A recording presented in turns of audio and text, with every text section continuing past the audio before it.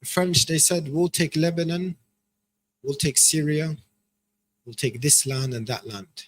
So they started splitting up the lands whilst we were fighting each other. They were looking at the map, deciding which country should we take, which one do you want, which one do I want. So this is called the Sykes-Picot Agreement. And our Muslim lands were occupied now by the British and the French. As for Palestine, this is under the Brits and it's going to be gifted to the Zionists. Now, the Arab nationalists, they started hearing rumors, but nothing official. And the British government, they were denying everything. So they weren't sure what's happening. 1 year after, in 1917, the Balfour Declaration is written by British Foreign Secretary and former Prime Minister James Balfour, the same person who was friends with the leader of Zionism, Weizmann. So James Balfour, in 67 words, he expressed how Britain will assist the Zionist project of settling the Jews in Palestine. The 67 words is very ambiguous, doesn't have too much details, and it just says we will support the Zionists to settle in Palestine. But what does that mean? Does it mean that they will take over or they will be just refugees? And the British government are very clever in being ambiguous, but that they're not accountable for anything.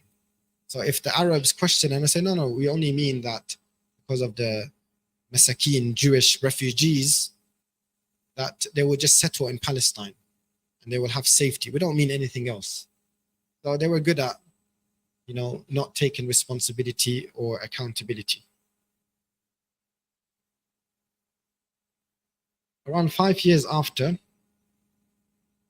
there was more questioning happening by the Arabs and the Palestinians. They're hearing that the Zionists will take over and so on. So Britain, they released a white paper clarifying the Balfour Declaration. What do we mean by the Balfour Declaration? And they said this does not mean that the Zionists will have any authority in Palestine. Rather, it just simply means that they will come as refugees, just to calm down the Arabs. 7 years later, the Burak, or the Wailing Wall incident happens. So this is the Great Wall where the Prophet Muhammad sallallahu alaihi wasallam, when he arrived in Al-Quds, and he had a white beast, or an animal that was smaller than a horse, larger than a donkey, with wings. And this is the same animal for Al-Isra wal-Mi'raj. So this was like a special place for the Muslims and the Arabs. So there were the Jews that were living in Palestine, they started to march towards this wall. And they started chanting, the wall is ours, the wall is ours, the wall is ours. So this led to a riot between the Palestinians and the Jewish, or the Zionists. And this caused 100 people to die on both sides.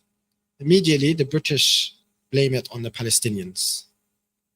1 year later, an international committee and commission of inquiry, they ruled out that the Palestinians were innocent and the wall belongs to the Muslims.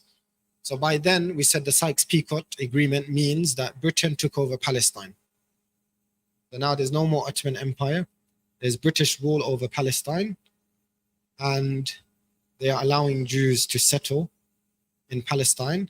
And this was like the first incident that took place between the Jews and the Palestinians, which is they wanted to take over that wall, that special wall to the Muslims, and then a riot happened. So around 100 people died. This was the first incident. So it didn't start 7th of October 2023. It started in 1929. 6 years later, 1935. Sorry guys, I know there's a lot of information and lots of dates, and I can't get into too much details in each date, but I want you to make notes. So inshallah, within the next 6 months, within the next 3 months, these special dates and these important incidents, you can read more about it, because each date you can make a lecture about it. Okay, but I'm just going to give you the summary of each important date. 1935, the Nazi Holocaust occurs in 1935. Zionists continue to take the land of the Palestinians under the British mandated rule. Okay, so Britain now, they are temporary governments. They want to give Palestine to the Zionists, but they know they're very clever, the Brits, if you want to look at it from a political perspective. They are very strategic and very smart, not in a good way, but we can learn a lot. So what they did is they are now ruling Palestine. Why did they not give Palestine to the Jews straight away? Few main reasons. The Jews are not strong enough. Second reason is they are seen as like moderators. We're not siding with the Palestinians, we're not siding with the Jews. We have good relations with the Arabs and we have good relations with the Jews. And if any incidents happen, they become like the judge. But most of the time, they favor the Jews. They sometimes act like they're with the Palestinians. Most of the times, they allow the Jews in a subtle way to continue doing their project. The Zionists, they needed more time. They couldn't take over Palestine straight away. So having the British ruling Palestine whilst the Zionists have more time to plan and to take over land was a special strategy. So now the Nazi Holocaust happens and the Zionists, they're taking land under, or in front of the British people or the British government's eyes, as if they consent to it. Now the Palestinians, they become frustrated. They become fed up and they declare a general strike and they declare a revolt against the British government for 3 years. In fact, some of the scholars, they issued fatwa ruling to do jihad against the British government because Britain has occupied Palestine, and it became clear that they have plans and they're not, it's been 5-6 years now. You haven't done any favors for the Palestinians. You are suppressing and you are allowing this Zionist ideology to take place and this Zionist project to be implemented. So they did jihad against the British government. However, approximately 5,000 Palestinians are killed, including their leaders, many of their leaders. Does anyone know what the word jihad means? Someone a bit younger, because I have a theory that after some incidents that took place, the word jihad is not really understood anymore. There's different definitions to the real definition of jihad. I want to make sure the young people, they know what jihad actually means. Yes. When you fight for Islam, okay, what were you going to say? What's greater jihad and what's lesser jihad?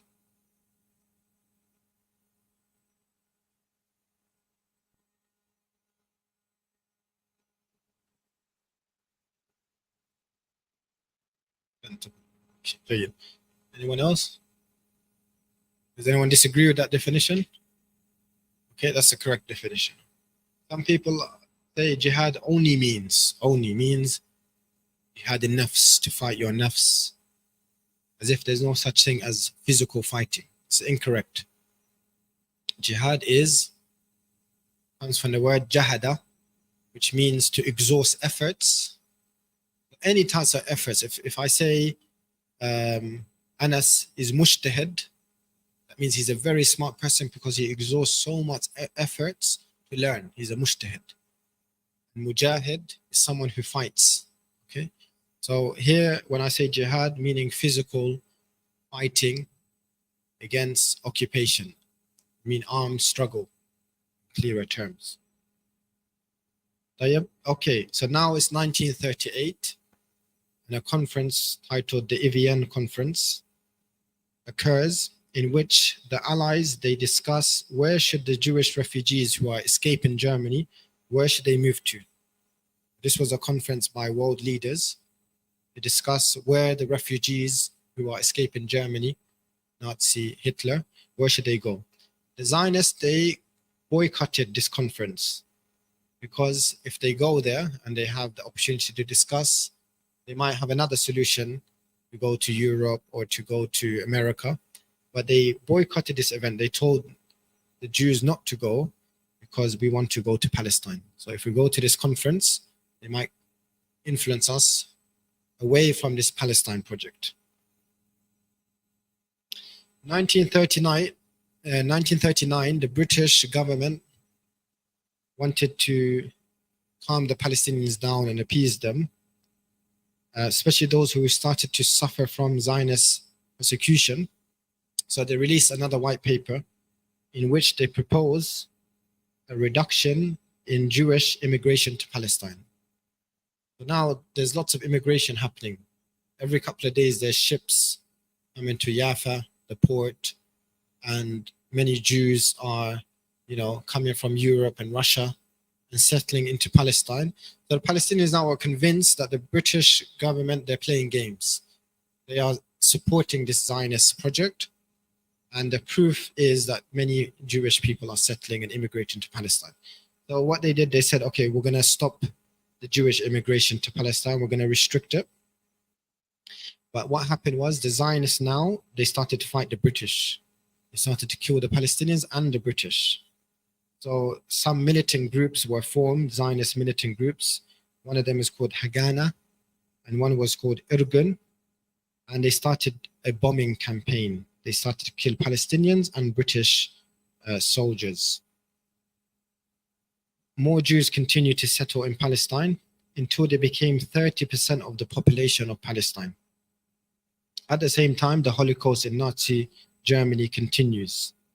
So the Holocaust in Nazi Germany was actually a good opportunity or in favor of the Zionist project, because the First World War gave the Zionists the Balfour Declaration. The Second World War, the Zionists, they're convinced that this will give them a state. We have the perfect opportunity or the perfect reason to justify a state in Palestine, because look what's happening in Germany. The Holocaust, we are being massacred. So as victims, we need our own land, our own country, so that we're not oppressed anymore. In 1940, the Zionists, they convinced Britain to set up like a military unit as part of the British army for Zionists to train with them. Said, okay, we want to fight with you. We want to be part of the British army. So they were trained to high military standards by the British. In 1941, the main militia group, the Haganah, with the aid of the British, they established a commando unit of 32,000 soldiers, Jewish soldiers trained by the British Army. Now I'm going to come back to 1940 and tell you why this is a bit strange, why the British Army trained them. Okay? 1944, the Zionists continued to attack British government buildings in Palestine, and they attempt to assassinate the British High Commissioner, who is the main person on behalf of the British government in charge of the Middle East. So they attempt to assassinate him. Now, Winston Churchill, who was the Prime Minister of the UK at that time, when he saw that these people are murdering government officials and there are repeated Zionist attacks, he expressed some concerns that in the House of Commons that maybe Britain shouldn't support Zionism. 2 years later, 1946, Zionist militant groups, they blow up 11 bridges in one day. The same bridges that connects Jordan with Palestine, Syria, Lebanon, and Egypt. The Irgun Zionist militia group, they blow up King David Hotel. This hotel was like the British headquarters, the main offices for the British government in Jerusalem. They killed 92 people. Now, USA intervenes and they ask Britain to relax its restriction on Jewish migration to Palestine. Why were the Zionists doing that to Britain? Who can tell me? Let's see if you guys were listening. If Britain was meant to support the Zionists, why are they blowing up British buildings and killing British politicians?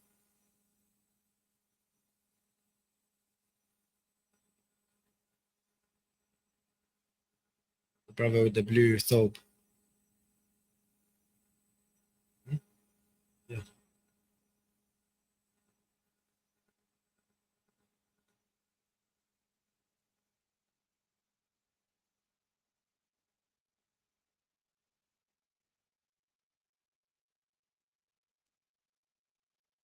The Zionists, they weren't happy that Britain weren't supporting them fully. But Britain was being a bit more smart. They're just saying, wait, let's do this in a slower way. And they restricted immigration. That's the answer. They restricted immigration, Jewish immigration to Palestine. All right. 1947, city of Jaffa. This is where my grandfather was born and is from.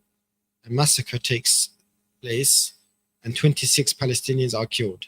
But now the Zionists, what they're doing, there's more of them now. They feel more powerful, 30%. And they start to attack the Palestinians. Before they were acting like they're just refugees settling. Now, with training from the British Army, they have more kind of militant groups. They're unofficial militant groups because there's no state at that time. They started to go to different cities. The first one was Jaffa, which is near the port, and they massacred 26 Palestinians. 6 months later, Zionists, they killed 20 British servicemen. Now, at that time, the United Nations has been established, and Britain asks the UN to intervene. Zionists continue their terror attacks. They kill Clifford Martin and Marvin Pace, 2 British army generals or army surgeons. They then hang their bodies up just to give like a lesson to everyone else. In August 1947, Britain announces that they would leave Palestine in November. In November 1947, the Zionists now have new allies. Britain says they left Palestine, and it's as if we have nothing to do with this now. You guys deal with it. We're not involved anymore. So the Zionists, they start to lobby their new friend, the United States, and they ask them to help them create a Jewish state.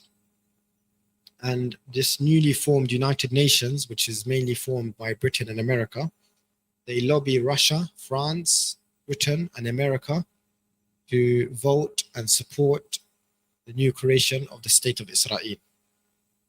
But then they put forward a plan called the Partition Plan for Palestine. This partition plan is to give the Jews 55% of Palestine and 55% of Palestine to the Jews, approximately 40% of Palestine to the Palestinians, and the other percentage as international states, such as Jerusalem.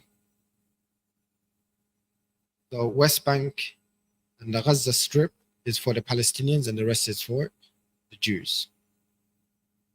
Now the Arabs were not happy. This is their land. Britain comes, gives this land to the Jews, and now the United Nations have the right to decide who to give our land to.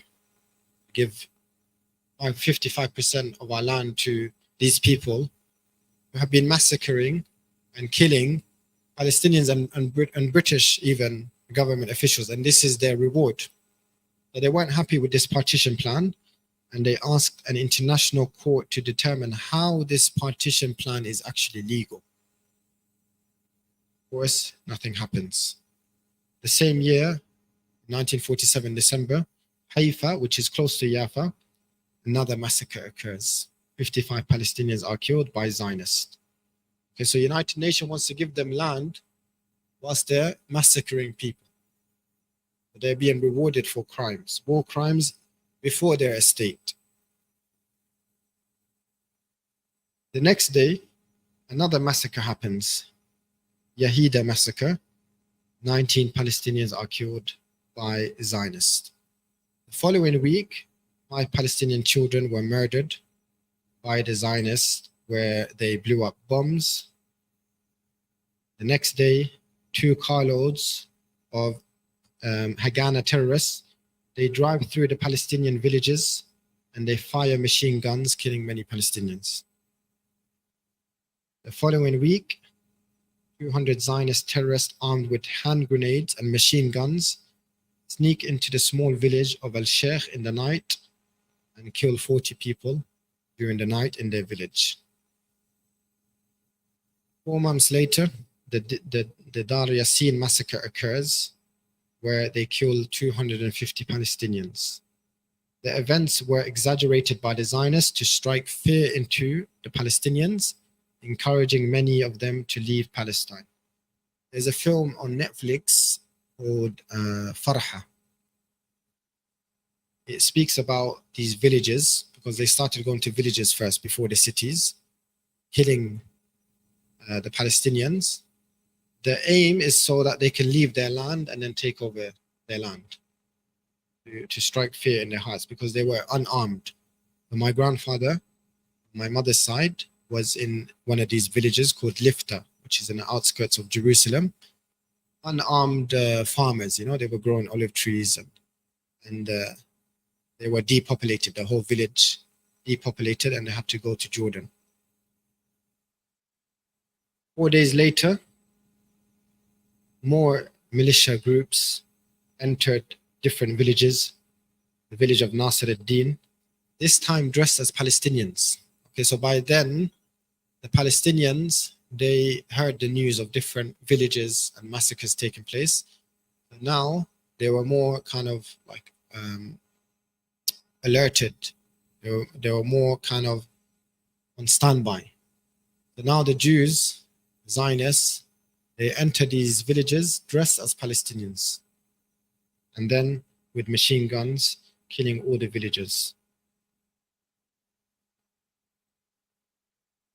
A man named David Ben Gurion, he's the first Israeli prime minister who was part of a group of Zionist terrorists. They declared the birth of the state of Israel. This is the 14th of May, 1948. Farhan, when is the food coming? 10 minutes, okay. Okay, guys, we're now in 1948, okay? 1948 is the birth of so-called state of Israel. Are you ready for part 3? Or do you need a 2-minute break? This is the most important part now, part 3. 1948 until our time today. Put your hand up if you're following. Put your hand up if you're not following. Be honest, it's fine. Khalas, everyone's with me, yeah? Alhamdulillah. Okay. So, before the birth of Israel, the state of Israel, who was in charge of Palestine? Britain. Okay. Who was before Britain? The Ottoman Empire. Okay. What was taking place a few years before the state of Israel was born? Oh, in Palestine. Massacres, yeah? The Zionists started killing Palestinians in villages. Okay. So now they have this, they declared and they started celebrating and dancing the state of Israel until the Palestinians, according to the Zionists, they said that they disturbed their celebration. Whilst they were dancing and celebrating, singing their songs that the new state of Israel, the Holy Land, finally we have our own land after 50 years, the Palestinians started to fight the Zionists. So the next day, the Zionists fought back. The first incident was called Tantura Massacre, where 200 Palestinians are killed.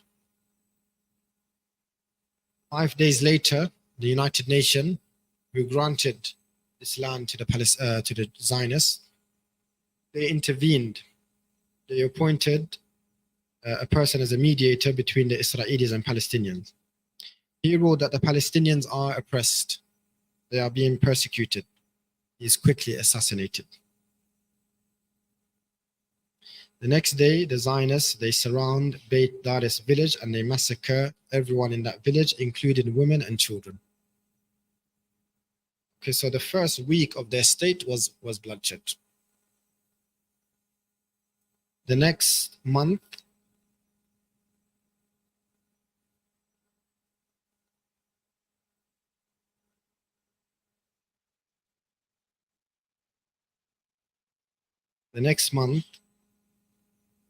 they are capturing people who they see as, enemies of the state, those who don't want to recognize Israel, okay? And they gather many of the men of the villages and they told them to go to one of the mosques, the Dahmash Mosque.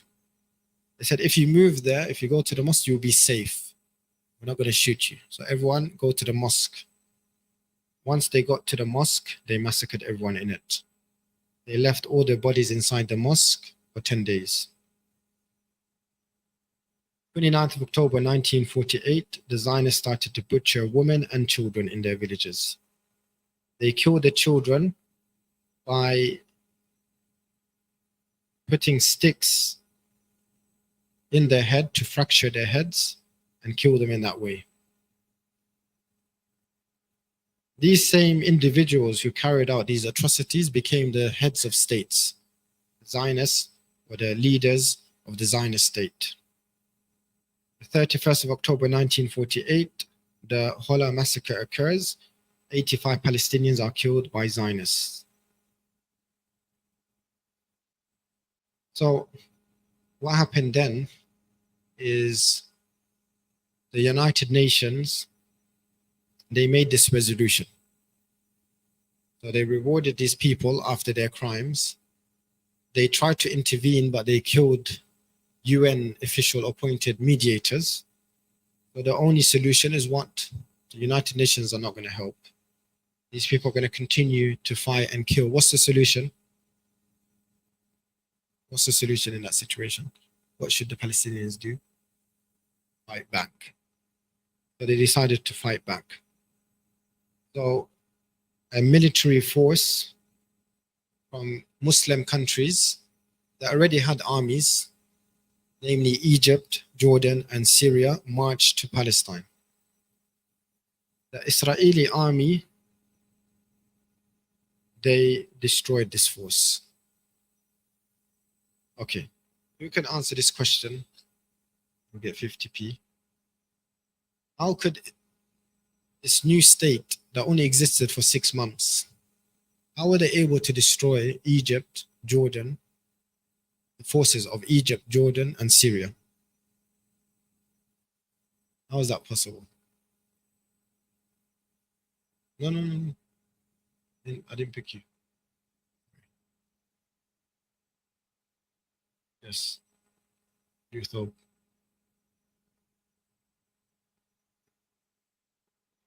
What, there were US soldiers and British soldiers that were fighting the Egyptians? Money is not gonna help you become strong.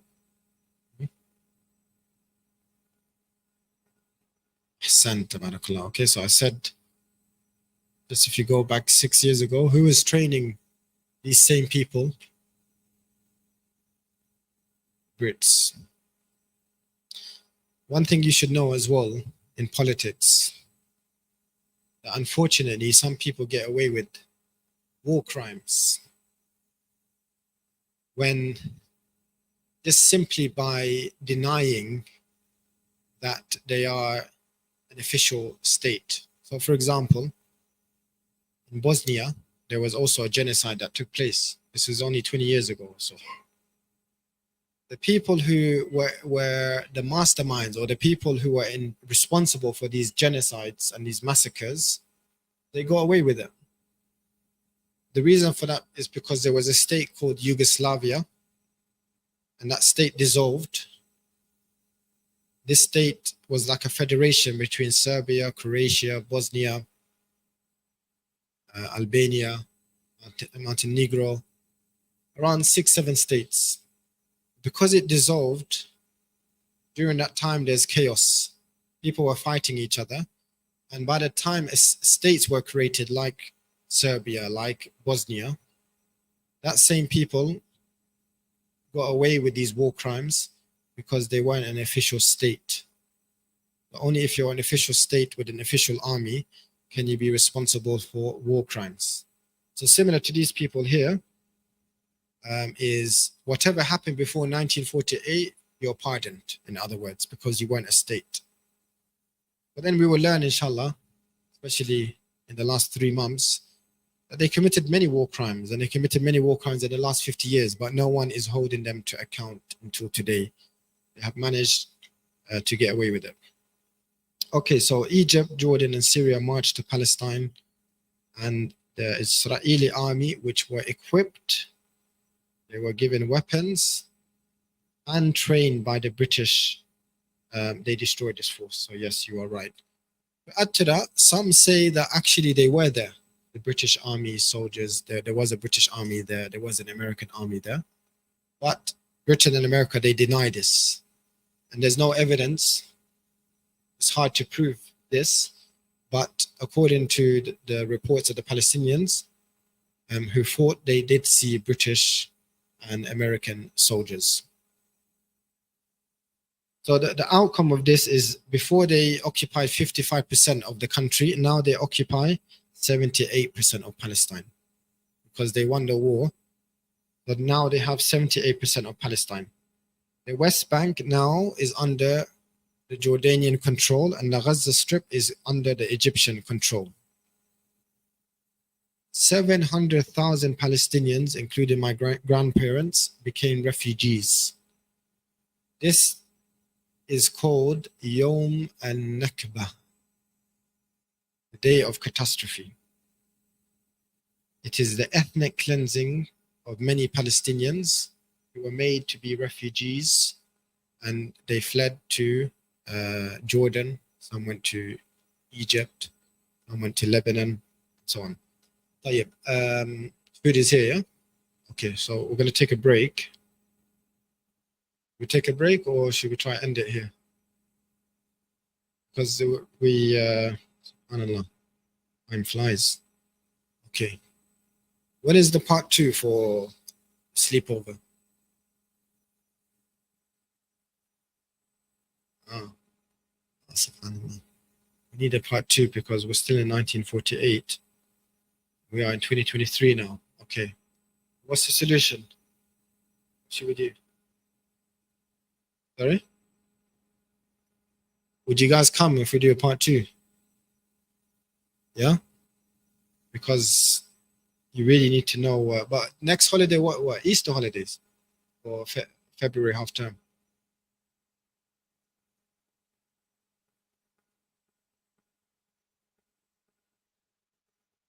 Okay, can we just take a few questions before? Yeah? Okay, خلاص. SubhanAllah, it's unfortunate. I guess we underestimated the time because I wanted to talk about what happened from 1948 until today, but قدر الله ما شاء فعل على كل حال. We'll take 3 or 4 questions, inshallah ta'ala. One of the questions can be what happened from 1948 until today's. But that would be difficult to answer in a short time. Any questions? Someone's going to ask what's on the menu. Yalla, I need 3 questions before you guys can go eat.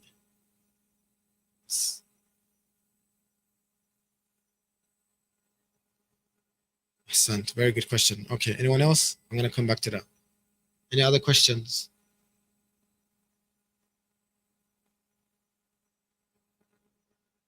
You guys want to eat? You have to ask.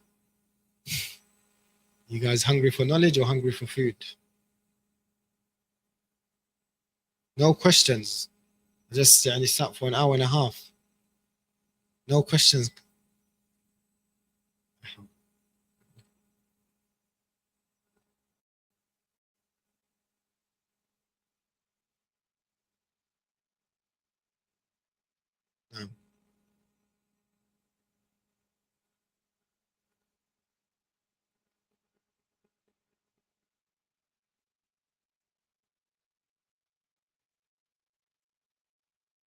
Um,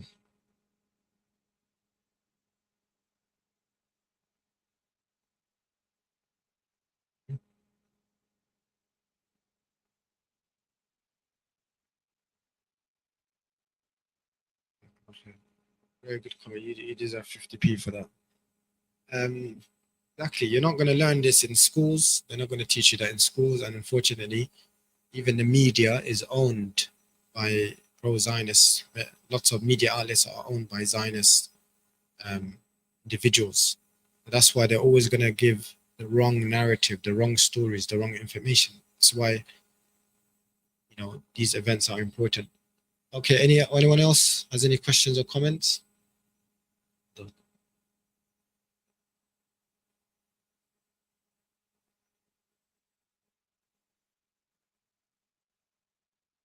Okay, good question. Okay, so the first question the brother asked is, what can we do to help the Palestinians? This is a very important question.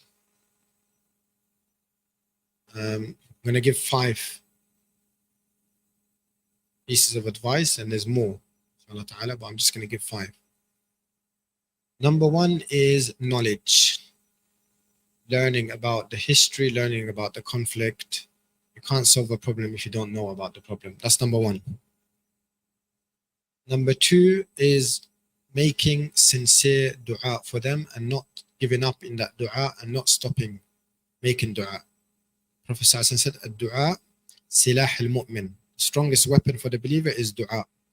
During your qiyam, during Jum'ah, always when you think about them, ask Allah to give them victory, to make them overcome the oppression, the difficulties, that Allah accepts them as martyrs.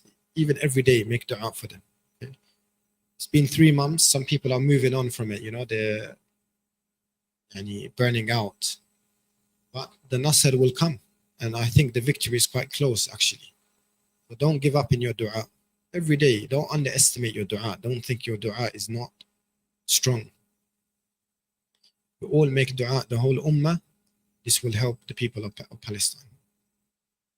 Number 3 is to financially support the people of Palestine so that they have access to food, water, aid, employment. They can become independent. They can protect themselves, protect their families. So financially, give sadaqah to the people of Palestine. Number 4, we have a role here as British Muslims. We are 7% of the population of this country. It's very important that we use the rights that every British person has. Just because we're Muslim, just because we're not white with blue eyes, doesn't mean we don't have a say in what the government does and acts. We must hold the government to account because we are the ones who empowered the government by voting or selecting them. So it's our duty to not allow them to get away with supporting war crimes and supporting genocides. So in every scope, in every scale, we must use our influence. We must raise our voices. We must lobby the local councillors, the local MPs, the local politicians.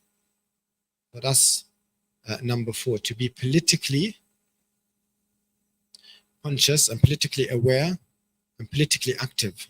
When people think, politics, don't mix politics with Islam. This is incorrect. The Prophet Muhammad ﷺ knew about the affairs of his people. And he said he's not one of us, the one who's not concerned of other Muslims. We must be politically active in order to oppose corruption and falsehood, and in order to do islah fil ard, meaning in order to spread goodness and forbid the evil and enjoin the good. So being politically active. And number 5, countering the narrative. Countering the narrative. So when people are saying lies about your parents or your siblings, you're going to defend them. You say this is untrue, and you're going to say the truth, because the Prophet ﷺ said from the best of jihad is kalimat haqq, is to speak the truth even in front of a powerful, oppressive person. So to not be afraid of speaking the truth, whoever's in front of you, whether it is a media journalist or a politician or an MP or the Prime Minister or Netanyahu in front of you, to be brave and courageous to speak the truth. But in order for you to speak the truth, you must learn. In order for you to defend the Palestinians, we must learn the history. Okay, because the first question they will ask, do you condemn Hamas? This is the most common question. They always bring it to Hamas. Hamas only existed in the 90s. This is why I'm mentioning 100 years history, 100 years of massacres, genocide. I don't blame Hamas for that. Hamas is not the problem here. The problem is Zionism. The problem is occupation. The problem is oppression. If there was no oppression, there will be no Hamas. If there was justice, there will be no resistance, okay, from any groups, Hamas or not Hamas. So we must be able to not be defeated intellectually. That's how they shut down people. A few years ago, even though Hamas existed since the 90s, only 2 years ago they prescribed them as a terrorist organization. So no one can say anything. If you say anything, you're prosecuted 10 years prison. If you show any support, okay? So this is a way to shut down this discussion. You can't have there's no such thing as freedom of speech. Okay, so this is not about Hamas. It's about the Palestinian people. And they have been oppressed for 100 years, and there will be no justice until they are free. Simple as that. So to say the truth and to counter the false narratives, all these lies that they say about the Palestinians, labeling them as terrorists, etc., so that you don't support your Muslim brothers and sisters as part of the Ummah. And know, my beloved brothers, and I'll end here, that Isa alayhi salam and Imam Mahdi and the ultimate victory for all the believers and the unity and the final war between the truth and falsehood and Iman and Kufr will end in Palestine. Will be in Palestine. The question is, are you willing to be, or do you want to be part of that? It could be in our time today, it could be in the future. Regardless, we still campaign from now. And it is a duty, it is a wajib. The same way your salah 5 times a day is wajib, and your Ramadan is wajib upon us all to support our brothers and sisters in Palestine until they are free. We ask Allah subhanahu wa ta'ala, Allahumma ya hayyu ya qayyum, ya rahmanu ya rahim. Oh Allah, the one who sees us and hears us, the one who created the universe, the one who created the galaxy, the one who created mankind, we ask you, Ya Allah, to give victory to our brothers and sisters in Palestine. Allahumma ameen. اللهم يا رب العالمين يا حي يا قيوم يا قوي يا عزيز اللهم انصر إخواننا في فلسطين اللهم انصرهم نصرا عزيزا اللهم وحد صفوفهم وألف بين قلوبهم يا رب العالمين اللهم انصرهم على القوم الكافرين اللهم انصرهم على القوم الظالمين اللهم انصرهم على القوم المجرمين اللهم عليك بهم يا رب العالمين اللهم حرر مسجد الأقصى عاجلا قريبا يا رب العالمين اللهم صل وسلم وبارك على نبينا محمد وعلى آله وصحبه أجمعين وآخر الدعوة الحمد لله رب العالمين.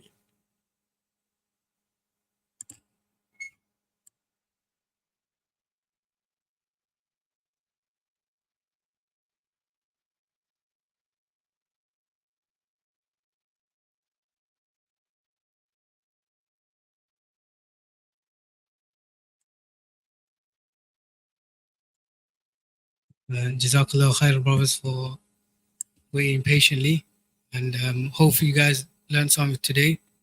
Alhamdulillah, the food has come, so the brothers can just make their ways upstairs. And inshallah, get eating.